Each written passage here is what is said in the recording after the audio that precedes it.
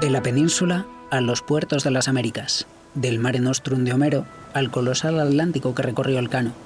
Hubo un tiempo, entre los siglos XVII y XVIII, en el que las embarcaciones del Imperio Español eran envidiadas y anheladas en Europa entera y medio mundo. El milagro se obró al calor de la monarquía borbónica y, como han explicado ensayos de la talla de la Armada Real, gracias al impulso común de la industria y la sociedad españolas. Los navíos destacaban por su velocidad, por su porte, por su maniobrabilidad. Pero, ¿qué hay de mito y qué de realidad en torno a los buques de su católica majestad en aquella época? Mi nombre es Manuel Pérez Villatoro, soy redactor de Historia en ABC y hoy dedicamos este podcast a estos majestuosos navíos. Lo hacemos con un programa especial en el que conversaremos con el capitán de navío José Ramón Vallespín. Él nos ayudará a separar las verdades de las falacias en este tema. Esto es, Estamos en la Historia. ¿Fueron los navíos españoles los mejores del siglo XVIII? José Ramón Vallespín ha desarrollado la mayor parte de su carrera como capitán de navío de la Armada Española. Ha navegado por el Mediterráneo, el Índico y el Atlántico. Actualmente es director del Departamento de Estudios e Investigación del Instituto de Historia y Cultura Naval, perteneciente a la Armada. No hay nadie mejor que él para poder sumergirnos y ponernos en contexto en este fascinante mundo de los buques de guerra de la España del XVIII. Buenos días, José Ramón. Muy buenos días. Gracias por invitarme. Pongamos en contexto a nuestros oyentes. ¿Qué es exactamente un navío del siglo XVIII y cómo ha sido su evolución a lo largo de la historia? Bueno, un navío del siglo XVIII es una máquina de guerra que, por hacer una comparación con lo que la gente puede entender fácilmente, es como si dijéramos una fortaleza, un castillo de los del siglo XVIII, que son inmensos, enormes, pero que tiene la ventaja, tiene una gran potencia artillera y tiene soldados a bordo para combatir, pero tiene la ventaja de que se mueve. Y ese movimiento hace que ese castillo pueda ir a donde sea a combatir. Es la inmensa diferencia con las fortalezas. Pero sí, en esencia es una máquina de disparar cañonazos. Y por eso los navíos del siglo XVIII en la borda estaban llenas de cañones. Pero para que nos situemos en lo que fue el siglo XVIII, hemos pasado desde el siglo XVI a través del XVII, hemos pasado desde el combate a remo, como en las galeras, a una maniobra completamente velera. Los navíos son sustancialmente navíos de vela. El arma del siglo XVII, XVI es la infantería, el abordaje, y aquí estamos hablando del combate puramente artillero. Por eso lo de la fortaleza artillera. Hemos pasado de atarazanas, donde se construían las galeras, a astilleros de galeones y por fin a los arsenales donde se construyen en el siglo XVIII los navíos y las fragatas. Hemos pasado de que la orden de construcción se hacía por asiento, el contrato era un asiento con un particular, que es como se hace casi todo antes del siglo XVIII, a que pasamos a un sistema estatal, que es el de los arsenales. Aunque eso no es totalmente cierto, porque se seguían utilizando los asientos y los contratos. Y hemos pasado de las reglas del constructor, del carpintero de Ribera, hemos pasado a los planos ya pintados y a la construcción. Y hemos pasado de la construcción individual a la construcción en serie. Es decir, hay un gran salto tecnológico, social, organizativo, desde lo que es el siglo, digamos, XVI, la batalla de Lepanto, al siglo XVIII. Para conseguir todos estos barcos, ¿cuál diría usted que era la mayor dificultad? ¿Qué características tenía que tener un navío de esta magnitud para ser perfecto? Lo que había que, para que la gente lo entienda, primero el barco tenía que ser veloz, tenía que ser ligero para eso. Lo malo de estas cosas es que cada cosa que intentas mejorar va en detrimento de otras. Por ejemplo, la velocidad dependía de que el barco fuera ligero, de poco peso. Estamos hablando, por supuesto, de madera, tenía que tener poca madera, menos manga, tenía que ser un barco afilado, alargado para tener velocidad. En cambio, otra de las características que tenía que tener es la robustez, tanto para resistir la mar como para resistir el combate, los cañonazos del enemigo. Claro, para eso es lo contrario que la velocidad. Cuanta más madera, mejor, porque había que resistir. Y había que ser pesado para tal. Dos características claramente contradictorias, velocidad y robustez. Pero había también que tener maniobrabilidad. No vale de mucho ser muy veloz si luego cuando tienes que caer a una banda o a otra, tardas mucho en hacerlo. Las formas del costado eran importantísimas entonces. Por eso cada barco había que diseñarlo muy bien. Un poco como hoy se diseñan los grandes veleros de competición, que se afinan las líneas hasta el extremo. Tenía que tener estabilidad, para eso hay que tener más manga. La estabilidad era necesaria para que los cañones dispararan con cierta puntería, porque si el barco se mueve mucho, entonces no hay manera de disparar bien. Si el barco se escoraba mucho, se inclinaba mucho, pues el disparo pues salía demasiado alto, demasiado bajo. Eso tiene relación con la velocidad con la que se movía, es decir, estable es que la plataforma sea ancha y no se escore mucho. Pero además los movimientos pueden ser más rápidos o más lentos, puede ser el barco más perezoso o demasiado vivo. Para todo eso eran las formas, pero claro, además había que conseguir los materiales. El primer problema era el de la madera, los barcos eran de madera. Y no era madera cualquiera. Para cada parte del barco había que usar una madera. La madera tenía que ser por un lado robusta, por otro lado tenía que ser ligera, por otro lado tenía que ser flexible, por otro lado tenía que ser rigurosa. Y eso no era nada fácil. Por eso la Armada es la primera que se preocupa de cuidar los bosques, porque se sabía perfectamente que había que extraer mucha madera y había que, por tanto, regenerar los bosques. Pero es que hacían falta 1000 cosas más. Hacía falta cañones, por ejemplo. Los cañones requerían fundiciones, requerían mineral, cobre o hierro. Hacía falta brea que se traía de los montes, de los pinares. Hacía falta cáñamo, hacía falta lona, hacía falta hierro para los herrajes. Conseguir todo eso en tiempo y forma no era fácil. Todo eso son las dificultades de construir barcos en aquella época. ¿Cómo era la construcción naval en el siglo XVIII? ¿Cómo podía llegar a considerarse nuestra armada como una de las mejores del mundo?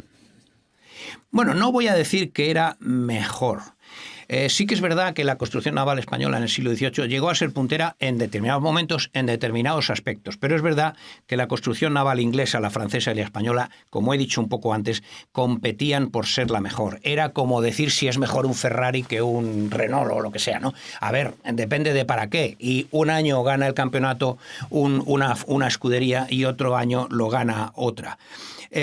Pero se puede decir que venimos de una época en el siglo XVII donde, por ejemplo, Antonio Garrote había diseñado los últimos galeones y es Gaztañeta, un oficial de la Armada, el que casi de una forma, digamos, autodidacta se dedica a construir, a diseñar barcos y hace una especie de modelo español inicial. Partiendo de los galeones se pasa a los navíos. Gaztañeta era un guipuzcoano que dejó una escuela hecha para 50 años. Después de la escuela de Gaztañeta, con cierta influencia francesa, estamos unidos a Francia por los pactos de familia, hay un gran intercambio de ideas entre ambos. Después hay un periodo en el que, por lo que sea, nos fijamos más, por ejemplo, en Inglaterra. Entonces Jorge Juan va a espiar la construcción naval y se trae constructores. Y estos cambian un poco las formas, ¿no? Pero no excesivamente. La escuela de Jorge Juan, pues la escuela inglesa, pues no salió demasiado bien, precisamente porque tampoco eran tan punteros. Entonces, después se pasa ya a las escuelas de Romero Landa y de Retamosa, que ya son otra vez españolas, pasando por la de Gautier, que es francesa. Es decir, hay toda una interacción entre las armadas británica, francesa y española que se copian unos a otros. ¿Y cuál diría usted, José Ramón, que podrían ser los navíos españoles más punteros de la época? El otro día, off the record, usted me comentaba algunos, como el Santa Ana o el San Ildefonso, ¿no?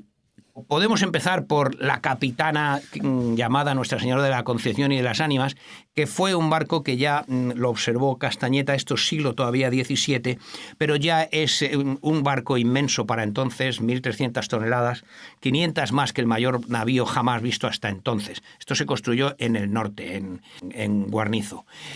A partir de ahí ya empieza la escuela de Gaztañeta propiamente dicha. El Princesa es un navío de 70 cañones que se construyó en 1730 y este lo capturaron los ingleses y les pareció tan bueno que lo repararon y lo incorporaron a su armada diciendo que es un barco que se ha comportado bien. De hecho, para para capturarlo hicieron falta 3 navíos ingleses de muy superior artillería. El Rey Felipe, construido según las normas de Gaztañeta, que fue un barco también el más grande de su tiempo, de 3 puentes ya tres cubiertas con artillería, la más pesada más abajo, las más ligeras más arriba, eso era una de las características que tenían que tener los barcos, construido en Guarnizo en 1732, aunque ya ya es de la escuela de Cipriano Autrán, que es el francés español que viene con el sistema que he dicho antes. Este combatió magníficamente con otros barcos que también lo hicieron en la escuadra del Marqués de la Victoria en Tolón, donde se consiguió una victoria sobre los ingleses que en superior fuerza trataron de derrotar a la escuadra española y no pudieron. El San Ignacio de Loyola, alias el Glorioso, que casi todo el mundo conoce, de 70 cañones. Este es un barco construido en La Habana, con el diseño de Cipriano Autrán, de Juan de Acosta, que es famoso porque fue capaz de resistir 5 ataques sucesivos, en el último ya no pudo ya más, 5 ataques sucesivos de fuerzas muy superiores, un barco que demostró una calidad estupenda. Y ya por fin podemos mencionar a los ildefonsinos, de una serie de Romero Landa, 7 navíos también muy buenos. Bueno, el Santísima Trinidad, que es la Transición, un barco el más grande de su tiempo también, un poco como el Rey Felipe. Este era tan grande que salió un poquito defectuoso. Era inevitable que no te saliera siempre bien, era el más grande de todos, pero no salió. Este se perdió en Trafalgar, se lo llevaron los ingleses, se les hundió y fue una pena, porque si lo hubieran intentado marinar, como siempre se hacía, les hubiera costado una fortuna y probablemente no lo hubieran sacado el rendimiento que ellos esperaban. Y por último, la serie del Santa Ana, el Mexicano, el Conde de Regla, el Salvador del Mundo. ¿Estaban los marinos españoles a la altura de sus competidores? Siempre se nos ha dicho, no sé si será verdad o mentira, que los ingleses disparaban 3 veces más rápido que los españoles. ¿Diría usted que esto es así o se trata de un mito? Bueno, que disparaban, no exactamente, pero que disparaban en 2 minutos podían recargar. Era bastante complicado. Dicen que los ingleses lo hacían en 2 minutos y que los españoles lo hacíamos en 3. Bueno, por supuesto que no es una regla absoluta. Había barcos mejor y peor adiestrados, lo mismo que hoy en día. Hoy es el mismo problema. El adiestramiento no basta tener buenos barcos, hay que tener a la gente adiestrada y cada vez es más complicado. Pero dicho esto, los ingleses tenían una marina mucho más grande, tenían una nación empeñada en conquistar el mundo. España estaba defendiendo su mundo y con una postura mucho más pacífica. El colonialismo inglés era muy agresivo, con mucho dinero, con mucho empeño. ¿Y qué es lo que pasó? Pues que tenían más barcos, muchos más barcos, como el doble de la marina francesa y española juntas. Esa era un poco la regla. Y entonces, claro, lógicamente desarrollaron más las técnicas. Ahora, los españoles, que no eran la potencia ya hegemónica, todavía era un imperio y todavía tenía una gran potencia, y tecnológicamente estaba a la última. Sus marinos también estaban en muchas cosas a la última. Por ejemplo, el general Mazarredo asombraba a los franceses porque sabía que iba a venir una tormenta, porque usaba un barómetro, cuando los franceses todavía lo hacían a ojo.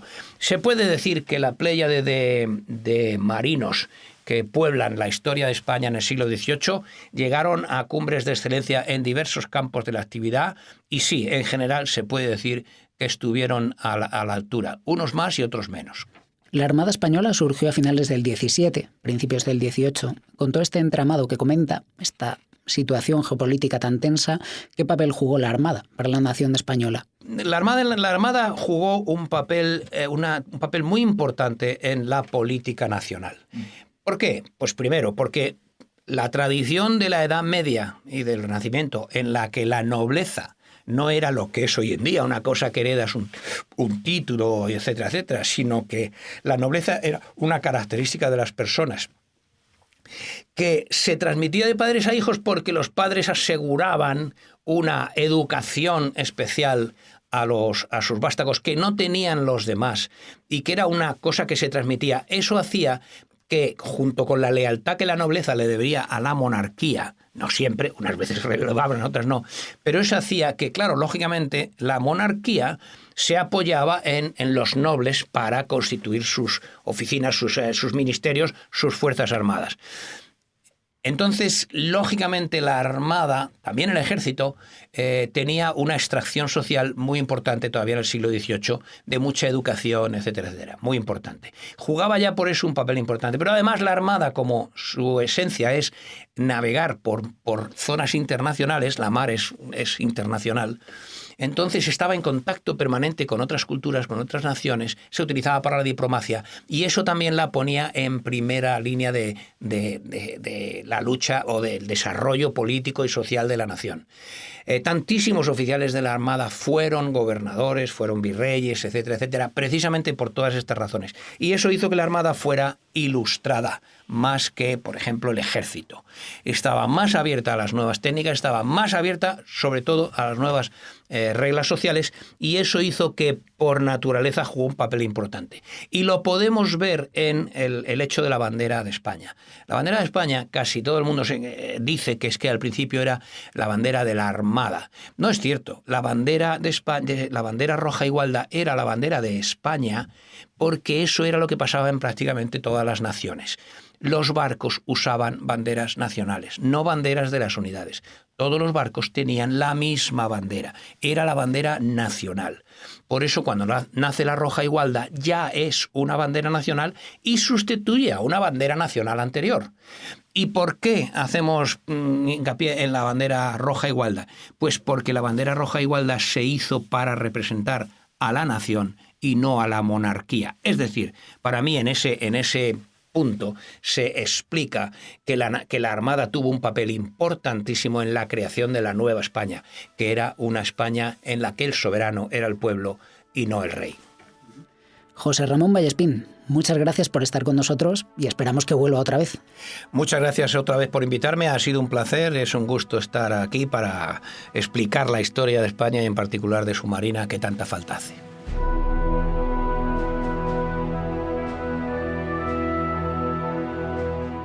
Y esto ha sido todo por hoy. Nos vemos en próximos episodios de Estamos en la Historia.